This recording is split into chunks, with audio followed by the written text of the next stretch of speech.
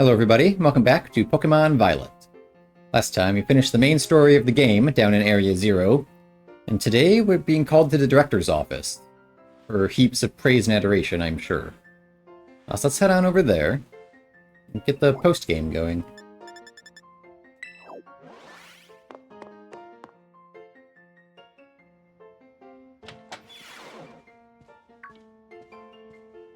Ha! Looks like the hero's finally here. Oh. Would you join us, Master Kit? We're in for an earful, aren't we? Guess we'll find out soon enough. No need for concern, you two. I'm not angry in the slightest.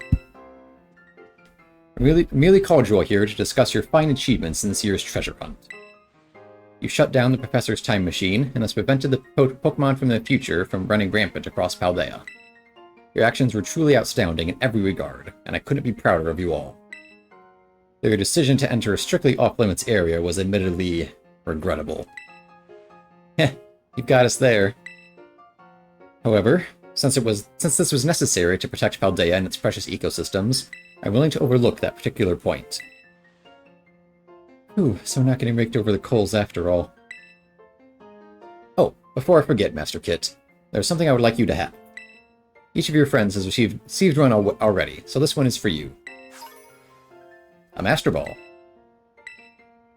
Very good. I won't use it, because I never use them, because holding onto them is cooler. Oh, and about the Hall of Fame badge I gave you a short while ago. That gift is one we bestow only upon students who achieve truly remarkable feats. What? Did we get a badge? I don't remember that, but maybe we did. I expect you to honor what that badge represents by striving always to serve as a model for your fellow students.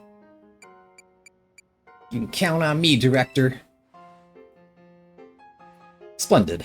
Such enthusiasm will surely take you far in life. And Master Arvin, I was so sorry to hear about the Professor. You have my deepest condolences. Ah, well. Yeah, it was pretty rough when I found out my dad had died. But weirdly enough, my head actually feels clear now, for the first time in ages. In the Great Crater, I got to learn a bit about my dad's research and what he was trying to achieve down there. I guess if you're building something as mind-blowing as a time machine, it takes priority over showering your son with attention, huh? All I know is I'm done feeling like some lost little kid. Done. Time to say goodbye and move on. I'm gonna enjoy every last day till graduation with my buds here. And Mabostif, of course. Well said, Master Arvin. You truly are your father's son. Except for your eyes. You have your mother's. Of course, I must remind you that you've nowhere near enough credits to graduate. You'll need to study frantically to catch up, but I have every expectation of your success. What? He's so disappointed. And let's not forget the other good news. Our academy has a new champion. Though we sadly cannot make your valiant deeds in the Great Crater known to the public, your champion rank at least should be celebrated throughout the whole school. Why do you have to keep cool things a secret? This is Harry Potter. Ooh, I know how we should celebrate. We should hold a Pokemon battle contest. Seriously? Could we not? Classic Nimona. A Pokemon battle contest, you say? While your own vested interests in such a venture are more than apparent, Miss Nimona, I think it's a fine idea. But please understand that a large-scale event will be quite beyond us. We've many other school activities to keep an eye on, after all. Mystery voice. Pardon my intrusion, I couldn't help but overhear. Oh, it's her.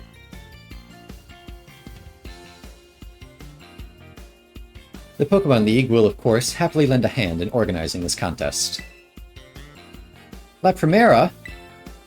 Well, well, most kind offer, Chairwoman Gita. I do everything in my power to nurture young, up-and-coming talent. Well, it's not to say only the youth have promise when it comes to Pokemon battles. A former gym leader, the developer of the Pokédex app, this academy clearly counts many skilled trainers of Pokemon among its staff. As such, my suggestion is as follows. Students and staff should compete for the title of strongest trainer at the academy. Whoa, we get to battle the teachers? You'd compete too, right, Primera? Is that even allowed? The chairwoman's not part of the academy, right? Actually, I think she's the chairwoman of the school board as well as of the Pokemon League. Wait, for real? I mean, I knew she was on a whole another. Well, I cannot read today. I knew she was on another level, but wow. Thank you for the invitation, Champion Nimona. I would gladly take up your kind offer to compete alongside you all, but I'm afraid my schedule.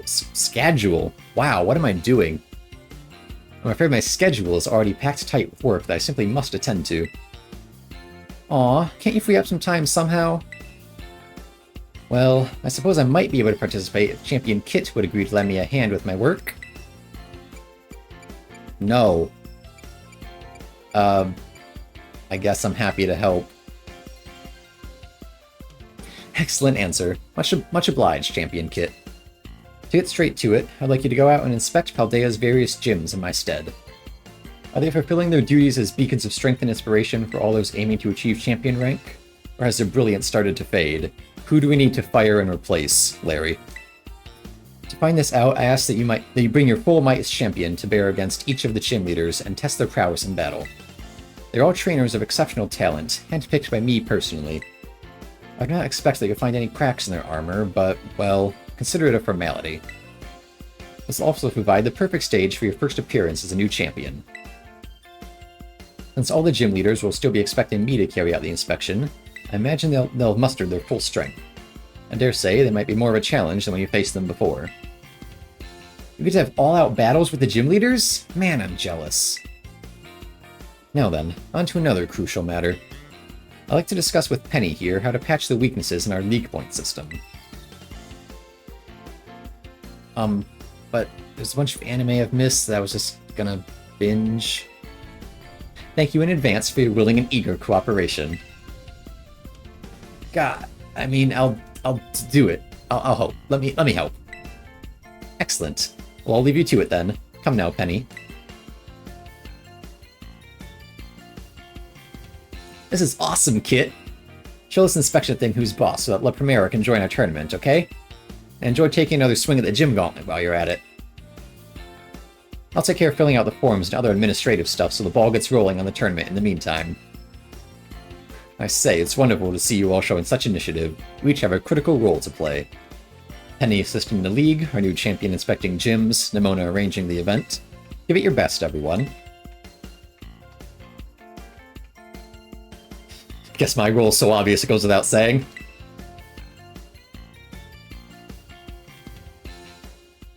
You sit there and look pretty, Arvin. About that. No. I didn't really intend to do all that. So I'm not really going to. Because it's just gym leader rematches and then there's like a nice little tournament thing you can do. It's nothing I'm super invested in, honestly.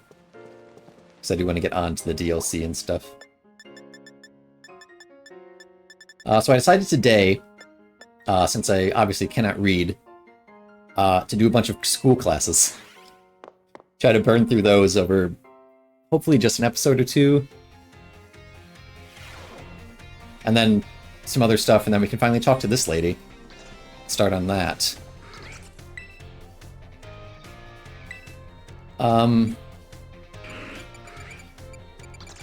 I wonder if we should just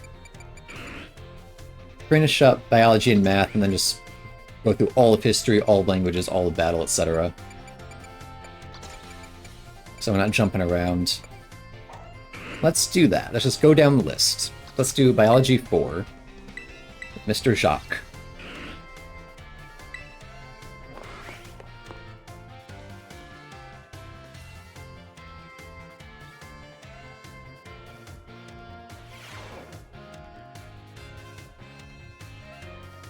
Hello, hello. I hope everyone's ready to learn some new things today.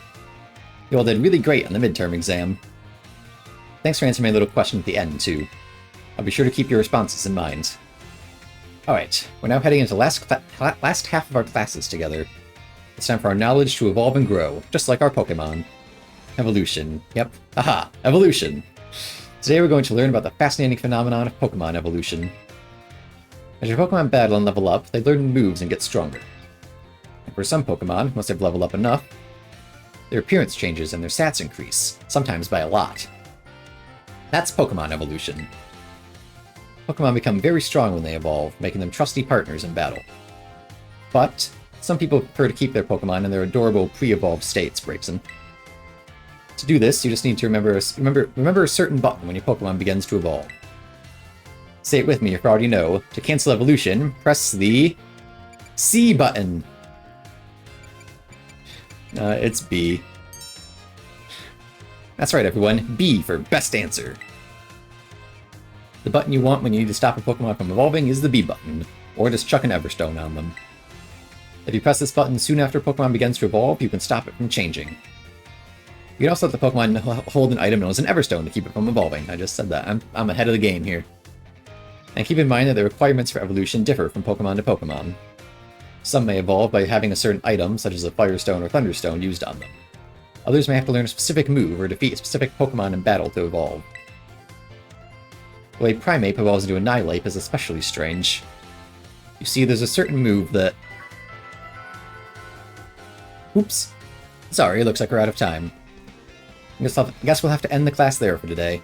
Thank you all for your attention.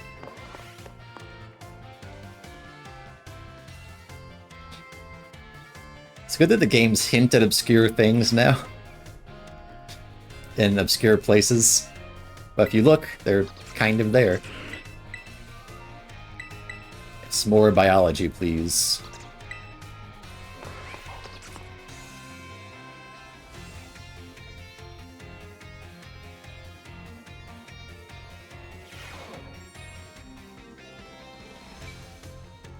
Hello, hello. Hope everyone's learned some new things today.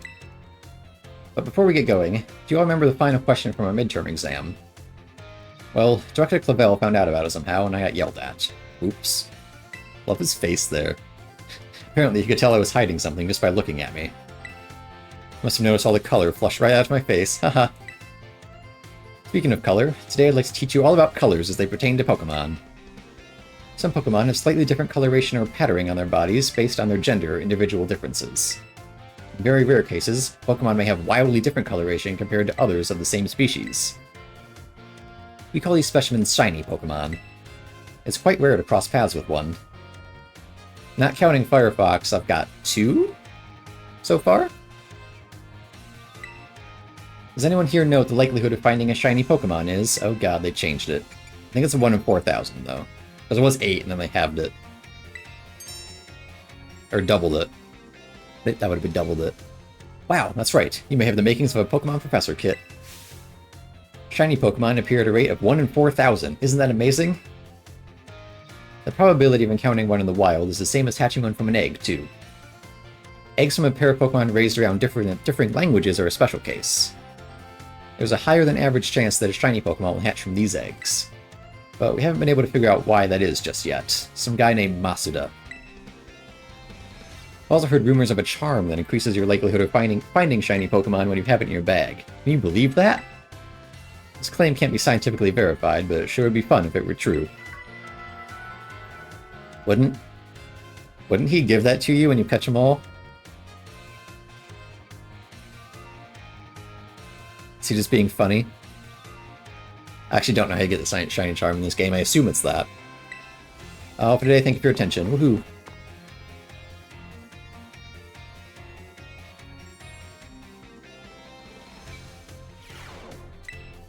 Yes, more learning, please. This might be the last one and then the final? Because it was 3 and then the midterm, so it should be another 3 in the final? I guess it'll let us know. Learned to learn some new things, yep. Next time we'll have our final. Okay. So I think like way back I was kind of right. There's 8 sessions, but only 6 classes and then 2 exams. Good to know. Today's last actual class. Now, the topic for this last class will be Pokemon forms. You can just think of forms as the shapes or appearances that Pokemon have. It's also a phenomenon called a form change, where Pokemon's appearance changes under certain conditions. Cyclizar, for example, which we regularly ride on as transportation here in Paldea, has 3 forms. What? First is its basic form, where it walks on 4 legs. Second is its battle form, where it stands on its hind legs to engage in battle. Finally, there's its ride form, where it inflates its throat sac and its tail so we can ride on its back. Okay. It's like not actually in battle, just in lore. But we can use something you're all carrying with you now as an even better example. Yep, I'm talking about your phones. Some smartphones are inhabited by a certain Pokémon. Does anyone know the Pokémon I'm referring to? Pikachu! It's Rotom. You're a regular expert on Pokémon and technology, aren't you, Kit? The Pokémon inside your smartphone is Rotom, and does all sorts of things to help you out. Rotom inside a Rotom phone is special, so it doesn't try to enter other electronics. An ordinary Rotom, however, can change form by entering washing machines, microwave ovens, and other electronic appliances. Rotom is a bit of an exception, though. Many Pokemon that change form do so simply by holding an item or having one used on them. Oricorio, for example, has 4 different forms it can change between when given certain nectars. Pokemon may even change type or learn different moves when they change form. Form changes are different from evolution in that the Pokemon can return to its original form. And unlike shiny Pokemon, which can't change their special coloration, the same individual Pokemon can go back and forth between its forms. There's a lot to dig into with this form change phenomenon, as you can see. We can all learn something from Pokemon here, don't you think? Bit of a stretch, but I'd be happy to see you all enjoy your time at the Academy to the fullest, and change form into a new version of yourselves. Or something like that, anyway. Oh, I almost forgot. Regional forms, which vary based on what region a Pokemon came from, don't change like other forms. They're an innate... Oops. There's the bell. I guess I was scatterbrained and Mr. Jacques right up to the very end, huh? I had a great time teaching all of you. I hope you'll do your best on the final exam. Thank you, Mr. Jacques.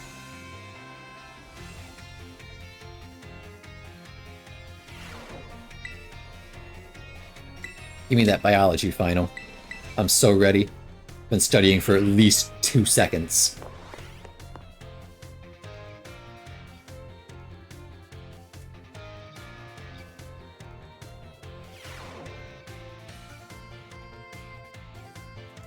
Hello everyone. Today is our final exam. We'll cover everything I've taught you so far, but I'm sure you'll all do just fine. Take your time and contemplate each question carefully.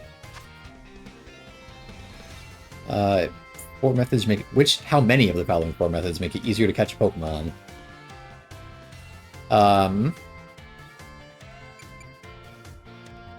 No. I was thinking 3, but no. It's 2, because feeding in a berry, yes, but not in this game. So I'm going to go with 2, paralysis, and surprising it from behind. True or false, you can get new Pokemon only by catching them yourself or trading with others. No, you can hatch them. I think that's the trick question here. If a Pokemon is holding an Everstone, while using an item that induces evolution, such as a Firestone, cause it to evolve. Oh god.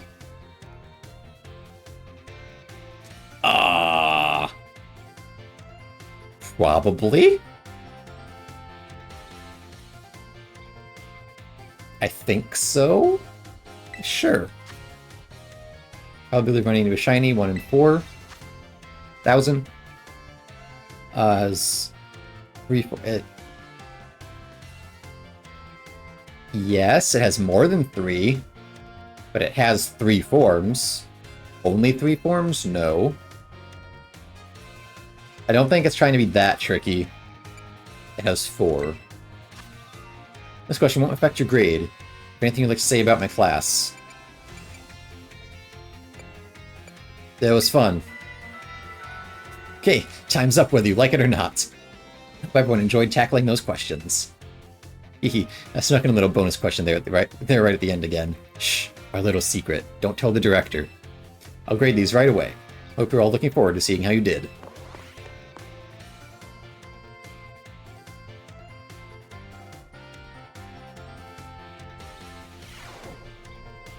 Feels great to get a test out of the way, doesn't it?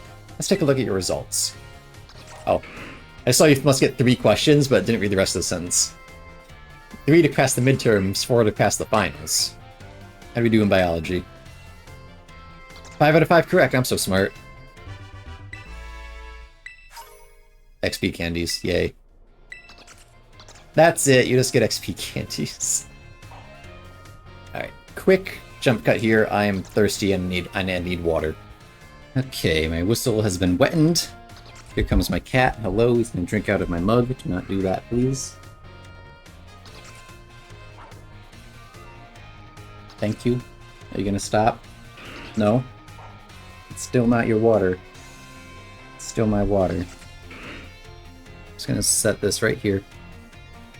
Don't go for it.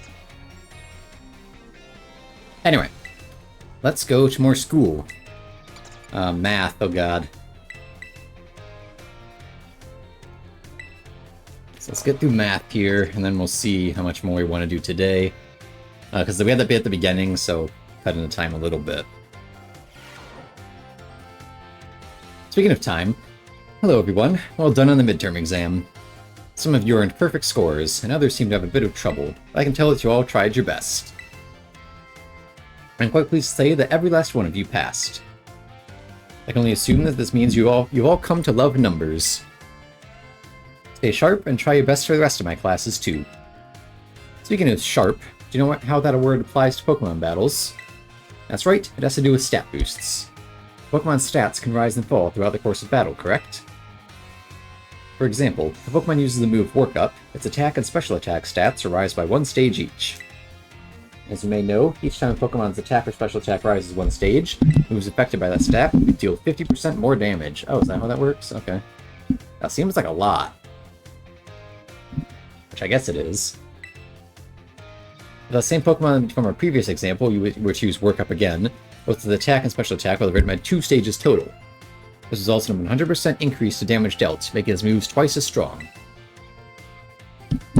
Swords Dance, on the other hand, boosts attack by 2 stages at once, allowing the Pokemon to deal double damage after just a single use. Using Sword Dance twice would boost the Pokemon's attack stat by 4 stages. How much more damage, then, will this Pokemon deal? Triple. Wow, that's great. You answered this difficult question with ease, Kit. Each stage that a Pokemon's attack or special attack stat is raised increases its damage by 50%. So being raised 4 stages would result in a 4 times 50% or 200% increase. The base damage of a move is 100%, so adding 200% gives us 300%.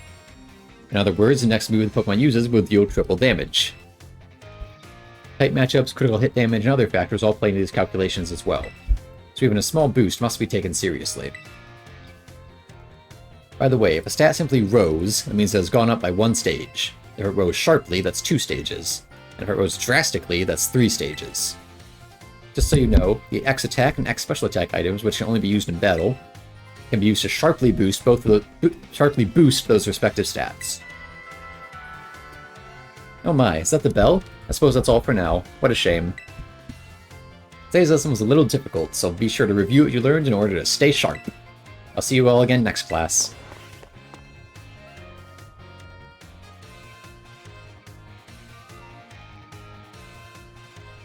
It's good to know, though. Like, having actual numbers versus attack went up. Cool. How much?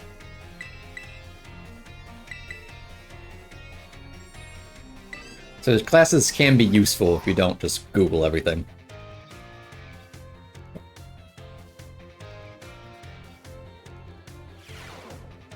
Or if you're a small child, I suppose. Hello everyone, let's have a fun class today. Did you make sure to review last class's material in order to stay sharp? No. I know it's a little difficult with all that talk of multiplication and percentages and the like. But today, we'll be talking about percentages again to learn about probability. That may sound like we're going to have another difficult class, but did you know that all of you already deal with probability on a regular basis? Pokemon moves generally have a property called accuracy, which determines the probability that they will hit. Accuracy. The accuracy of Tackle is 100, or 100%. It got a buff, I think. Tackle used to be like 95, didn't it? Or was that something else? I think Tackle used to be lower. So if you use Tackle 100 times, you could expect it to hit all 100 times. Move Hypnosis, which puts opponents to sleep, has an accuracy of 60, or 60%. That means you could expect it to hit 60 times in 100 uses. But to put that another way, out of 100 uses, you expect it to miss 40 times. Many of the truly powerful moves often tend to have lower accuracy. So when deciding to go with slow and steady moves that are sure to hit, or hard and fast with stronger but less accurate moves, you're already studying probability. Let me see here. Perhaps Surf and Hydro Pump would be good examples for this discussion. Surf has a power of 90. Its accuracy is 100, meaning you can expect it to hit every time. Hydro Pump's accuracy is only 80, but when it hits, its power is 110. So between Surf and Hydro Pump, which move would you want to use yourselves? Surf. Oh my, I see it's a slow and steady wins the race for you, Kit. Because, no, anything less than, like, 100 is 0. So no. I may have made it sound like there was a correct answer here, but there's not. You're free to use any moves you wish. Factors like PP or number of targets hit may make some moves more suited to certain situations. However, trading accuracy for power or vice versa is purely a matter of preference. The Surf versus Hydro Pump debate has been ongoing for quite some time. Personally, I'm more invested in debating the Rock-type moves Rock Slide and Stone Edge. Let me tell you, I get really worked up about talking about those moves, but oh my, there's the bell. What a shame. Next class will be the last of our time together, so show up 100% ready to go.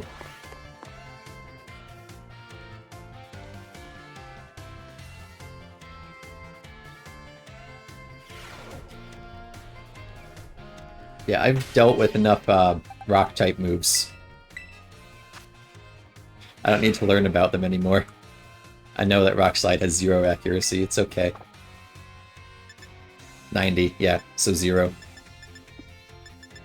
None of her moves are good. Anyway. Oh. Math 6, let's go.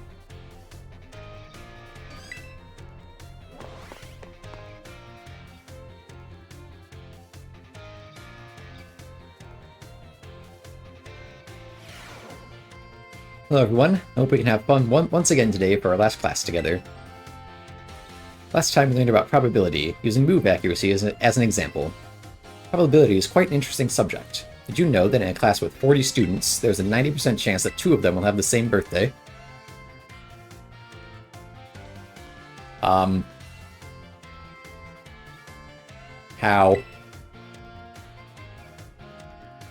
This is true despite the fact that there are over 300 days each year. Isn't that remarkable?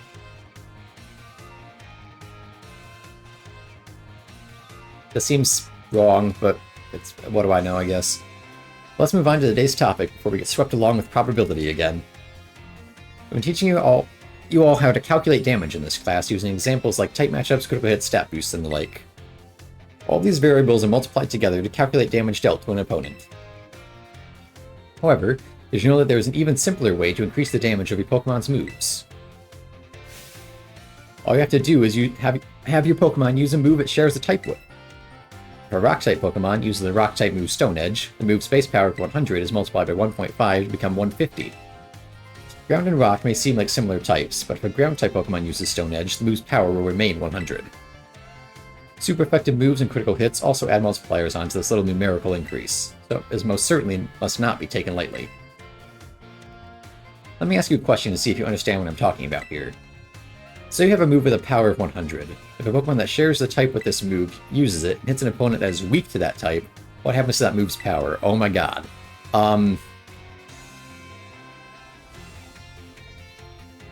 So it first becomes 150 and then is doubled? Yes. Stab used to be double. That's what I'm getting hung up on, I think.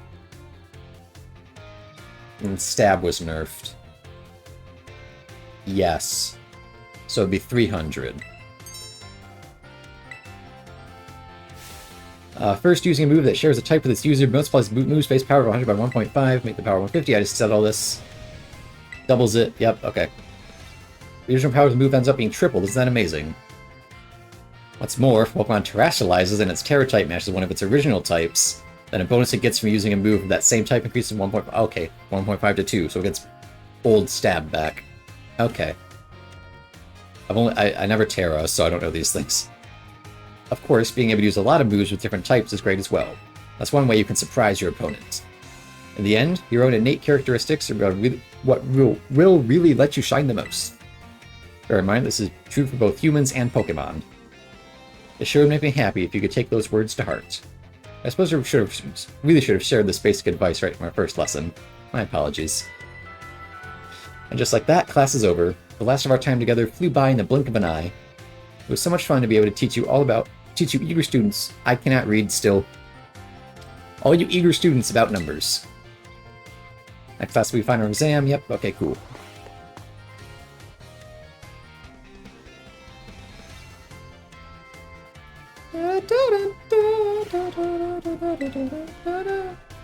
Give me that math final.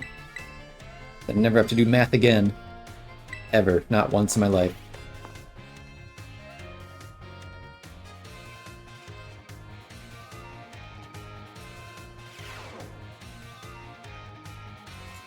Alright everyone, it's time to begin our final exam. I'm sure the fun experiences you all had in my class will serve you well as you answer. Oh god. How many great balls could you purchase with 3,000 if each one costs 600? Oh, okay. 6, 12, 18, 24, 3,000. 6, 12, yes. 5. I'm 27 years old. If a water-type move with a power of 100 lands a critical hit on a grass-type Pokemon,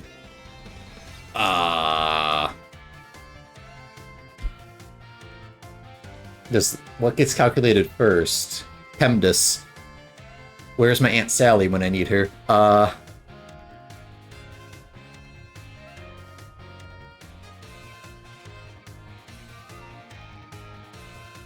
So 100 is a critical, which is doubled? Question mark, and then halved again. We'll just go back to 100. Yes. In normal conditions, what percent chance does Stone Edge have to land a critical hit? 12. Pokemon uses Sword Dance twice. How much damage will its physical moves then do? Triple. Oh god. A rock-type Pokemon whose Terra type is rock, terrestrializes what was power... Okay, that's just 2. Okay, she just said that one. Not sure I passed that. Test was a culmination of all I taught you. I'm sure you did just fine. Do go and ask for your shorts at the front desk and then take a nice break. I will, thank you.